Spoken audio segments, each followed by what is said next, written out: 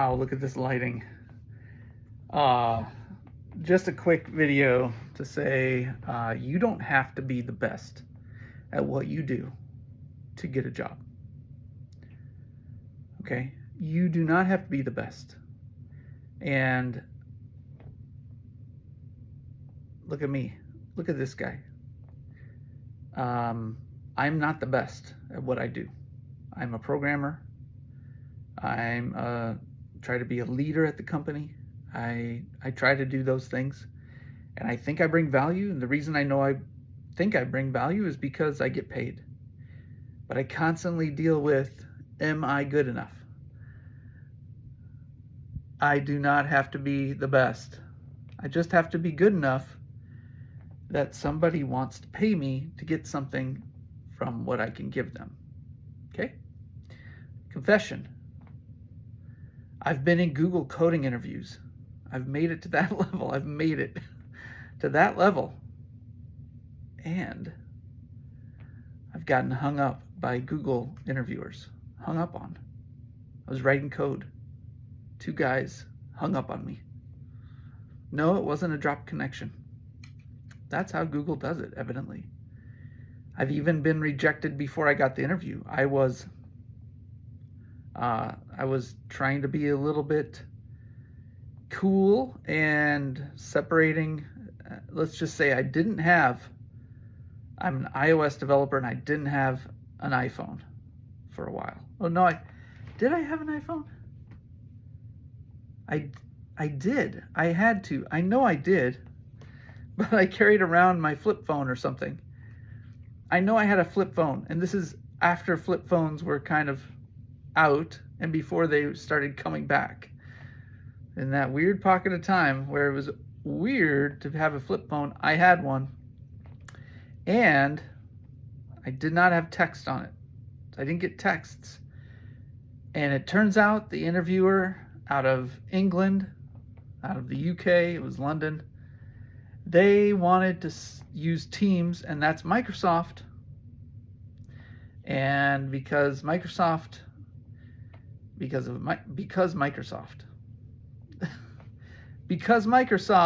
I had to log into Microsoft to get to Teams or whatever they were using. I forget what it was. I forget what Microsoft owned. I had to get on. I haven't used it for a long time. I couldn't get the text to confirm the 2FA.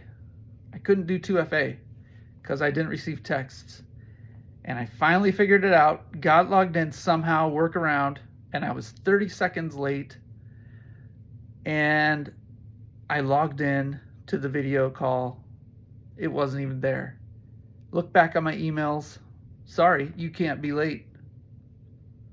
You will never be interviewed by our company again. I'll tell you, the name of the company was Tata Consulting, or TCS.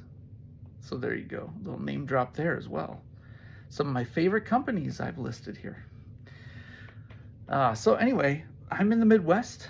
I'm in the Twin Cities area. I am not on the West Coast. I'm not in the UK. I'm not in New York. I'm not in Austin or Miami. Is Miami a tech hub?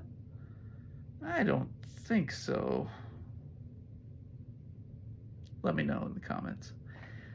But what I do know about myself is I don't need a ton of money, but what I also know is that I, relatively speaking, make a ton of money from my job, and not just this job I have now, but the jobs previously in the contracts. And why would anyone ever pay this guy who does those things? I'm a violinist.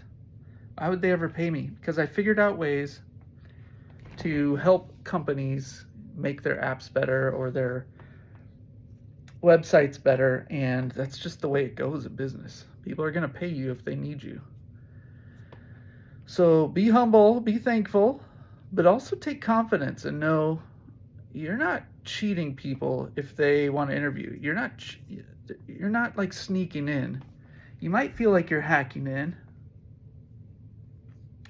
but if they want to talk to you, they will. And if they don't want to talk to you, that's because they don't think you're worth the money. All right, so what's the point of this? You don't have to be the best. You just have to be good enough for someone. And the problem is you never know if that's going to happen, if you're going to find someone who needs you at the level you are. So that can drive you. It's always driven me to try to get better. I mean, right now, I was chatting on Slack with a buddy from work, and he's just killing it. He's just so good. And I am just, wow, I'm amazed at him. And he's on the same. I've interviewed him in my podcast, how to switch to a tech career in your 30s or 40s. And I'm just in awe of his insatiable desire to learn. And I have a little bit of that, not as much as he does, but a little bit of it. And that's coupled with persistence and a family that's backing me. I can take time away and I can go learn and study to become good enough to help people. So here in Minnesota, or I'm sure where they actually have mountains, they have the phrase out over your skis. That's where you've taken on too much, or you've bitten off more than you can chew, or something like that. So you're probably not going to be in that position in your job. They're not going to hire you. But you will be in a position where they want to challenge you. So if you're looking for positions, you're looking for tech jobs, whether you're in programming, project management, product ownership, product management, QA, UI, UX design, data analytics, cybersecurity, cloud management, cloud DB admin, all of these positions, they all deal with tech, of course. Data science. You have to have the skills that help you pay the bills, but you don't have to be the best. So I want you, even if you're just watching this because you don't even know what I'm about, whatever. I help people get into tech careers with advice and courage and specific strategic advice, because I've had to get a tech career many times for myself. Yeah, a tech career where I've had to reinvent myself so many times. But if you're just watching this because you don't know who I am, that's what I do. But if you're watching this because you're seriously feeling like you're either an imposter or you're someone who's will never be good enough, you think, the chances are you, with all of the education that's out there for free and for very low cost, you can persist and you can do it. It just might be a matter of time where you're going to find a company that needs you at the level you're at. I'll give you an example, and that is I saw 2 jobs today that were looking for a certain type of programmer, iOS developer. That's always on my radar, so that's why I see them on LinkedIn. And they're looking specifically for people, either a person out of college or someone who's going to work for free for 3 months or so. And you might say, well, I can't work for free. That might be true. However, there are ways to negotiate with that and say, look, I really want to help you and I want to get something on my resume. Can I do this part-time for free? That would be a good situation for you, even if you're in your 30s or 40s. So, yeah, my name is Brooks, and I switched to tech from being a barista and many other jobs at the same time over into a tech job.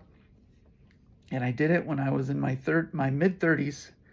At that time, I had 4 kids at home and a stay-at-home wife. And so I know you can do this, even if you are someone like me who plays those things. You can do this. You don't have to be the best. You just have to be good enough to help somebody out there and find those people and then ramp up your career. You can do it. Get your foot in the door. Like and subscribe, please. And the reason I say that is because if you do, it tells me, I need to do more like this. And if you don't like it, don't subscribe and don't like it. And that'll tell me, okay, I need to figure out where my niche is here on the tube.